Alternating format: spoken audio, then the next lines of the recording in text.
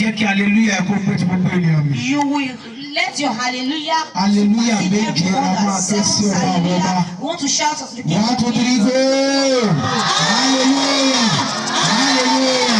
Hallelujah! Hallelujah! Hallelujah! Hallelujah! Hallelujah! Ẹ̀yin Olúwa lógo.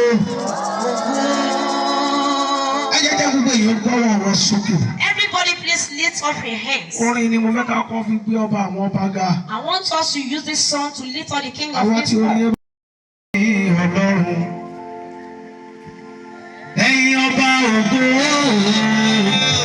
òní Ọlọ́run. Ìfúnṣe ìyàwó tí ó ti fi hàn. Abẹ́ òrí ń bí ni. Ó wá pẹ́ láwọn èrò bí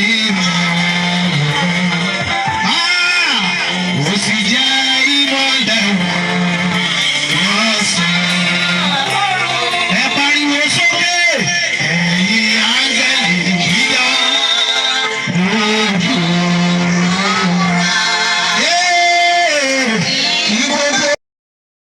Gbogbo jọba rẹ̀ káyé tí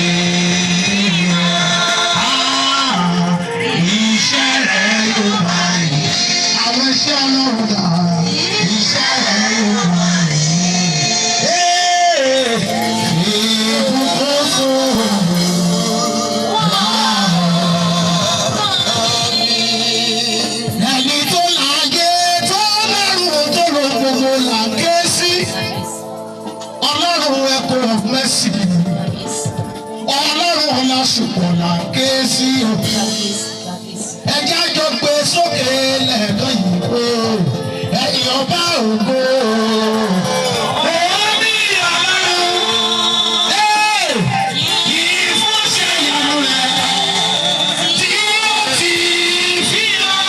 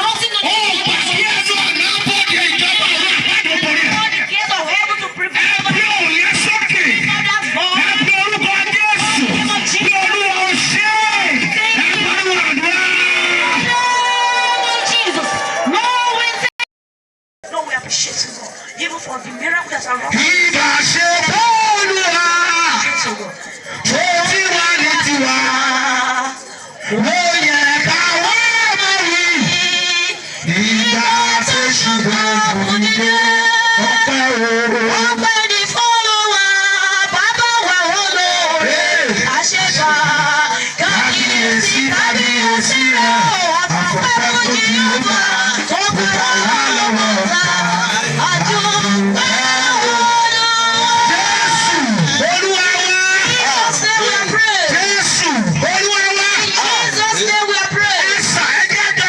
sókè. Let's lift up our voice unto the Lord. Ẹ jẹ́ ká sọ fún Ọlọ́run. Let's tell God.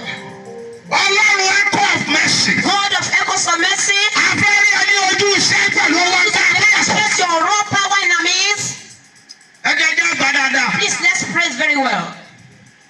Ọlọ́run echo of mercy. God of echoes of mercy. Abẹ́rẹ́ ẹni ojú iṣẹ́ pẹ̀lú owó tá a bí ẹ̀sọ́. See you in a new miraculous way that is Ẹ̀sìmà bí ohun tí ó ṣe lánàá that what he has done before. tí ò bá yàtọ̀ sí tòní. That is not even that the same as this. That is reputation of the same class. Pé ibi kankan náà la sì jọ wà ojú kan náà. Ẹ jẹ́ sọ fún Ọlọ́run. Tell God. Ọlọ́run echo of mercy. God of echoes of mercy. Abẹ́rẹ́ lójú iṣẹ́ I yàtọ̀. want to see you in a new day. Níṣẹ́ àtàwà yìí. This evil congregation. Ọlọ́run fi ara rẹ̀ God hàn. reveal yourself. Ẹ̀pọ̀ lọ sọ́dọ̀ lù á. Father, in the name of ìbẹ́ ní orúkọ Jésù yá gbàdúrà. Ẹ jẹ́ gba ilé ìsìn. Let's add this one. Ẹ̀sà a ti kúrò nínú ọdún kan báyìí. We are moving from 1 year now. A lọ sínú ọdún mi. We are going to a new year. Ọdún tí àwọn ọ̀rọ̀ yẹn sà. A new year that our hands into. Gbogbo àwọn tá a wà bí. Every one of us that are Kò present. sí ẹjọ́ tí ìrí ọdún yẹn rí. No one that has ever. Kò sí ẹjọ́ tí ìrí ọdún yẹn rí. Nobody has spent that. Ẹ̀sà bí ẹnikẹ́ni bá sọ̀rọ̀ nípa 2024. Anyone say something about 2024? Ìran ni wọ́n rí. They are just a vision Tàbí àsọtẹ́lẹ̀. or prophecy. Ṣùgbọ́n nígbà tá a dé nínú ìwé Àìsáyà chapter 45. To the book of Isaiah chapter 45. A